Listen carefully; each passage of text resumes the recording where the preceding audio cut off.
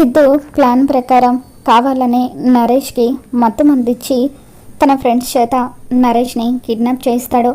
ఇక సిద్ధు వాళ్ళ ఫ్రెండ్స్ నరేష్ని ఒక డ్రమ్లో కూర్చోబెట్టి పైన అంతా కూడా పూలతో కప్పేసి ఒక వ్యాన్లో అక్కడి నుండి తీసుకెళ్ళిపోతూ ఉంటారు. ఇక ఇదంతా చూస్తున్న కనిష్క, సిద్ధు నీ ప్లాన్ ఏంటో నాకు అర్థమైపోయింది. రేపు తులసి పెళ్ళి ఆగిపోయేలాగా చేస్తే అప్పుడు నీ లైన్ క్లియర్ అవుతుందనే కదా నువ్వు ఆ నరేష్ గారిని కిడ్నాప్ చేయించావు. ఎట్టి పరిస్థితుల్లోనూ నువ్వు అనుకున్నది జరగనివ్వను సిద్ధు. రేపు ఎలాగైనా సరే ఆ తులసి పెళ్ళి జరిగిపోయేలాగా నేను చేస్తాను అని చెప్పి కనిష్క అంటూ ఉంటుంది. మరో పక్క తులసి కుటుంబం అంతా కూడా ఒక చోట కూర్చొని ఉంటారు. అప్పుడు నరేష్ ఎక్కడ అని చెప్పి లక్ష్మి వాళ్ళు అడుగుతూ ఉండడంతో అప్పుడు సంతోష్, హరీష్ ఇద్దరు కూడా లక్ష్మి వాళ్ళతో, అమ్మ బావగారు అక్కడే ఉన్నారమ్మా, బావగారి వాళ్ళ ఫ్రెండ్స్ పెళ్ళికి వచ్చినట్టున్నారు, వాళ్ళతో కలిసి అక్కడ సెల్ఫీలు దిగుతున్నారు. అసలు బావగారు రాజకుమారులాగా ఆ గాగుల్స్ పెట్టుకుంటే ఎంత అందంగా ఉన్నారో తెలుసా తులసి, ఈ విషయంలో నువ్వు చాలా అదృష్టవంతురాలివి. బావగారి మనసే కాదు, బావగారు చూడ్డానికి కూడా ఎంతో అందంగా ఉన్నారు అని చెప్పి వాళ్ళిద్దరూ కూడా తులసిని పొగుడుతూ ఉంటారు. ఇక తులసి మాత్రం ఏమీ మాట్లాడకుండా అలా డల్గా కూర్చొని ఉంటుంది. ఇక ఆ తర్వాత పంతులు గారు కాసేపట్లో గోదాదేవి కళ్యాణం జరగబోతుంది, భక్తులందరూ ఇక్కడికి రావాలని చెప్పి అనౌన్స్ చేస్తూ ఉంటే అందరూ కూడా లేచి పెళ్లి జరుగుతున్న చోటికి వెళ్తారు. ఇక అక్కడ పంతులు గారు దగ్గరుండి గోదాదేవి కళ్యాణం జరిపిస్తూ ఉంటే అప్పుడు అందరూ కూడా దేవుడికి దండం పెట్టుకుంటూ ఉంటారు. స్వామి, ఎట్టి పరిస్థితుల్లోనూ తులసి పెళ్లి జరగకూడదు. నేను చేసింది కరెక్టో తప్పో తెలీదు, కానీ తులసి జీవితం నాశనం అవ్వకుండా ఉండాలని ఇదంతా చేస్తున్నాను అని చెప్పి సిద్ధు అనుకుంటాడు. జాను దేవుడికి దండం పెట్టుకుంటూ, స్వామి, చిన్నప్పటి నుండి మా అక్క ఎన్నో కష్టాలు అనుభవించింది. యుక్త వయసు వచ్చిన తర్వాత కూడా తనొక నష్టజాతకురాలని, కుజదోషం ఉందని, తనకి ఎప్పుడూ పెళ్లి కాదని అందరూ కలిసి తనని ఎన్నో మాటలని బాధ పెట్టారు. దయచేసి నువ్వే మా అక్కకు ఒక మంచి జీవితాన్ని ఇవ్వాలి, మా అక్క ఎప్పుడూ కూడా సంతోషంగా ఉండాలి అని చెప్పి జాను దేవుడికి దండం పెట్టుకుంటూ ఉంటుంది. ఇక అలా గోదాదేవి కళ్యాణం పూర్తవుతుంది. గోదాదేవి కళ్యాణం పూర్తయిన తర్వాత పంతులు గారు తులసితో, అమ్మ తులసి, గోదాదేవి కళ్యాణం పూర్తయిందమ్మా, తెల్లవారిన తర్వాత జరగబోయేది నీ పెళ్ళే, ఇంతకీ పెళ్లి కొడుకు ఎక్కడ అని చెప్పి పంతులు గారు అడుగుతూ ఉంటే ఇక్కడే ఉండాలి పంతులు గారు అని చెప్పి తులసి ఆ చుట్టుపక్కల అంతా కూడా చూస్తూ ఉంటుంది. అప్పుడు నరేష్ ఎక్కడ కనిపించకపోవడంతో ఇదేంటి బావగారు ఇక్కడే ఉండాలి కదా, ఎక్కడికి వెళ్ళిపోయి ఉంటారు అని చెప్పి హరీష్, సంతోష్ ఇద్దరు కూడా నరేష్ కోసం వెతుకుతూ ఉంటారు. ఇక అప్పుడు ఇదంతా చూస్తున్న సిద్ధు, వెతకండి వెతకండి, మీరు ఎంత వెతికినా వాడు కనిపించడు, ఎందుకంటే మా వాళ్ళు వాడిని ఎప్పుడో సిటీ దాటించేశారు అని చెప్పి సిద్ధు నవ్వుకుంటూ ఉంటాడు. ఇక కనిష్క, సిద్ధు నువ్వేం ఆలోచిస్తున్నావో నాకు తెలుసు, ఆ నరేష్ గారిని ఈ ఊరు దాటిచ్చేశానని నువ్వు అనుకుంటున్నావు కదా, కానీ నువ్వు అనుకున్నది అనుకున్నట్టుగా ఎట్టి పరిస్థితుల్లోనూ జరగదు. నేను నిన్ను ఎంత ప్రేమిస్తున్నానో నీకు తెలియదు సిద్ధు, అటువంటిది నువ్వు ఆ తులసికి సొంతం అవుతూ ఉంటే నేనెందుకు చూస్తూ ఊరుకుంటాను, ఆ తులసిని నీ నుండి దూరం చేస్తేనే కదా మనమిద్దరం ఒకటయ్యేది అని చెప్పి కనిష్క తనలో తాను నవ్వుకుంటూ ఉంటుంది. ఇక ఇంతలో నరేష్ గుడి లోపలికి వస్తూ ఉంటాడు. నరేష్ అలా గుడి లోపలికి వస్తూ ఉండడం చూసిన సిద్ధు ఒక్కసారిగా షాక్ అవుతూ ఉంటాడు.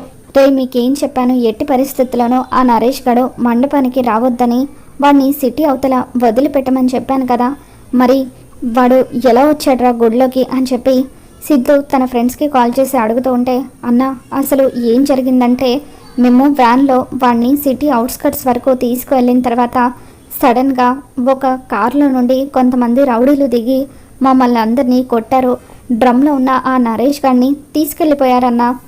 మేము వాళ్ళని ఆపడానికి ఎంతగానో ప్రయత్నించాము, కానీ వాళ్ళు ఎక్కువ మంది ఉండడం వల్ల మేము ఏమీ చేయలేకపోయామని చెప్పి వాళ్ళు సిద్ధుకి చెప్పడంతో ఇక సిద్ధు ఎవరు ఆ నరేష్ గారిని కాపాడింది అని చెప్పి వాళ్ళని అడుగుతుంటే ఏమో అన్నా తెలీదు అని చెప్పి ప్రస్తుతం మేము బాగా దెబ్బలు తగలడంతో హాస్పిటల్కి వచ్చామన్నా అని చెప్పి అంటూ ఉంటారు.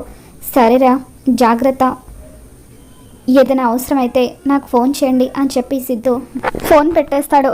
మరోపక్క పంతులు గారు, ఈరోజు రాత్రికి అందరూ కూడా గుడిలో నిద్ర చేయండి, తెల్లవారగానే తులసి నరేష్ల పెళ్ళని చెప్పి తెల్లవారుజామునే లేచి స్నానం ఆచరించి పెళ్లి కూతుర్ని పూజకు తీసుకుని రండి అని చెప్పి పంతులు గారు చెప్పడంతో, అలాగే పంతులు గారు, మీరు చెప్పినట్టుగానే చేస్తాము, ఈరోజు రాత్రికి ఈ గుడిలోనే నిద్రిస్తామని చెప్పి సంతోష్, హరీష్ ఇద్దరు కూడా పంతులు గారికి చెబుతూ ఉంటారు.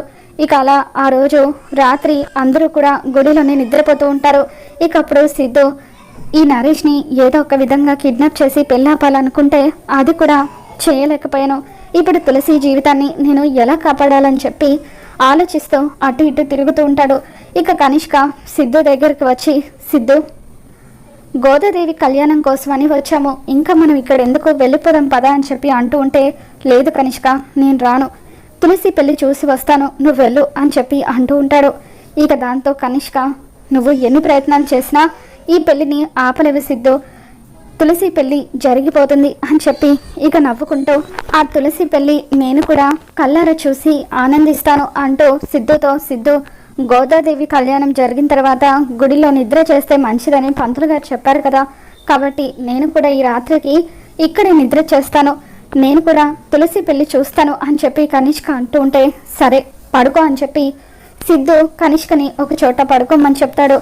కనిష్క నేల మీద పడుకొని తెల్లవారితే ఆ తులసి పెళ్లి అయిపోతుంది, కాబట్టి ఇక ఆ తులసి శాశ్వతంగా సిద్ధు జీవితంలో నుండి వెళ్ళిపోతుందని చెప్పి ఎంతగానో ఆనందపడిపోతూ ఉంటుంది. ఇక రాత్రిపూట అందరూ నిద్రపోతూ ఉండగా సిద్ధు టెన్షన్తో అటు ఇటు తిరుగుతూ ఉంటాడు.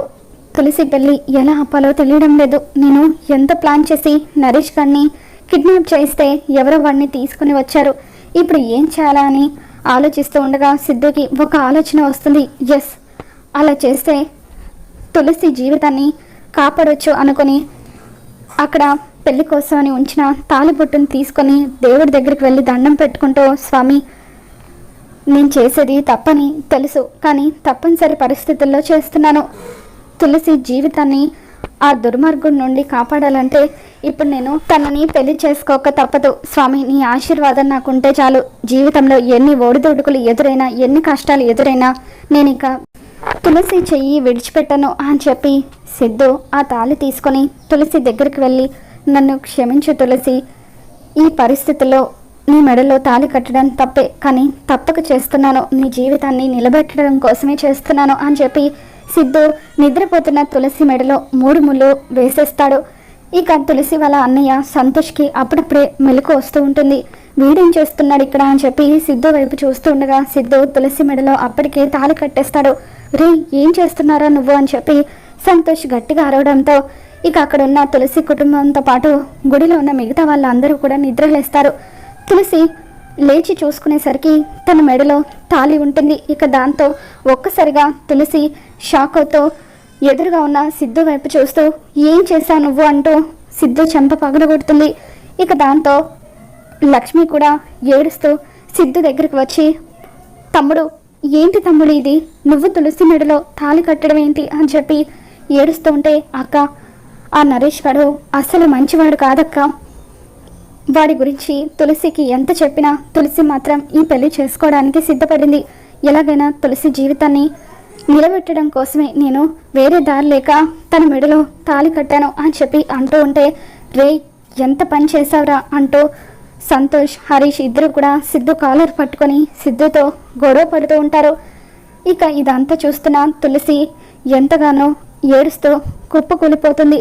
ఇక కనిష్క తులసికి సిద్ధుకి పెళ్లి జరిగిపోయిందని తెలుసుకొని తులసి దగ్గరికి వచ్చి 2 చెంపలు వాయిస్తూ, ఏం చేసావే నా సిద్ధుని, ఏం మాయ చేసి పెళ్లి చేసుకున్నావు, సిద్ధుకి నాకు ఎంగేజ్మెంట్ అయింది, అటువంటిది నాకు కాబోయే భర్తని బలవంతంగా నా నుండి లాగేసుకున్నావు కదా, నీ మాయ మాటలతో నీ చుట్టూ తిప్పుకుంటున్నప్పుడే నేను అనుకున్నాను నువ్వు ఇలాంటిదేదో చేస్తావని, నిన్న అందరి ముందు సిగ్గు లేకుండా నా సిద్ధుని హక్ చేసుకున్నావు, ఇప్పుడేమో తాళి కట్టించుకున్నావు అని చెప్పి కనిష్క, సిద్ధు నీ మెడలో తాళి కట్టినంత మాత్రాన నువ్వు అతని భార్యవి అయిపోతావా, అసలు ఈ తాళికి విలువే లేదు, ఇప్పుడే ఈ తాళి తెంచి పక్కకు పడేస్తాను అంటూ కనిష్క తులసి తాళిని తెంచబోతూ ఉంటుంది. ఇక దాంతో తులసి ఒక్కసారిగా కనిష్క చెంప పగలగొడుతూ నా తాళి మీద చెయ్యి వేశావంటే చంపేస్తాను అని చెప్పి కనిష్కకి వార్నింగ్ ఇస్తూ ఉంటుంది. నన్ను కొడతావా నిన్ను అని చెప్పి కనిష్క తులసి మీద మండిపడుతూ ఉంటే అప్పుడు సిద్ధు, చూడు కనిష్క, నువ్వు ఇప్పుడు ఏం గొడవ చేసినా ఎటువంటి ఉపయోగం లేదు. ఎందుకంటే తులసికి నాకు పెళ్లి జరిగిపోయింది. తులసి నా భార్య జోలికి వచ్చావంటే చంపేస్తాను అని చెప్పి సిద్ధు కనిష్కకి వార్నింగ్ ఇస్తూ ఉంటాడు. ఇక ఆ తర్వాత సిద్ధు, పద తులసి మన ఇంటికి వెళ్దాం అని చెప్పి అలా తులసిని తీసుకొని ఖుషిని తీసుకొని బస్వరాజు ఇంటికి వస్తూ ఉంటాడు. ఖుషి సిద్ధుని గట్టిగా హగ్ చేసుకొని, ఫ్రెండు, నువ్వు మా తులసి అమ్మ మెడలో తాళి కట్టి చాలా మంచి పని చేశావు. నాకు చాలా అంటే చాలా హ్యాపీగా ఉంది. నీలాంటి మంచివాడే మా తులసి అమ్మ జీవితంలోకి రావాలని నేను ఎంతగానో ఆ దేవుణ్ణి కోరుకున్నాను అని చెప్పి ఖుషి చాలా హ్యాపీగా ఫీల్ అవుతూ, ఈ రోజు నుండి నేను నిన్ను సిద్ధు నాన్న అని పిలుస్తాను అని చెప్పి ఖుషి అంటూ ఉంటే సిద్ధు ఎంతో ప్రేమగా ఖుషిని ఎత్తుకొని ఖుషికి ముద్దు పెడతాడు. సిద్ధు తులసి ఇద్దరు కూడా జంటగా బస్వరాజు ఇంట్లో అడుగు పెడుతూ ఉంటారు. ఇక అప్పుడు బస్వరాజు, రే సిద్ధు, ఏంట్రా నువ్వు చేసింది? మర్యాదగా ఆ దరిద్రాన్ని తీసుకొని ఇక్కడి నుండి వెళ్ళిపో. నా పరువు అంతా తీసావు కదరా. కనిష్క గుడిలో జరిగిందంతా కూడా ఫోన్ చేసి చెప్పింది అని బస్వరాజు అంటూ ఉంటాడు. దాంతో సిద్ధు, నాన్న, ఎవరు అవునన్నా కాదన్నా తులసికి నాకు పెళ్లి జరిగిపోయింది. తులసి నా భార్య కాబట్టి నేను నా భార్యతో కలిసి ఇక్కడే ఉంటాను. కాదనే హక్కు ఎవరికీ లేదు.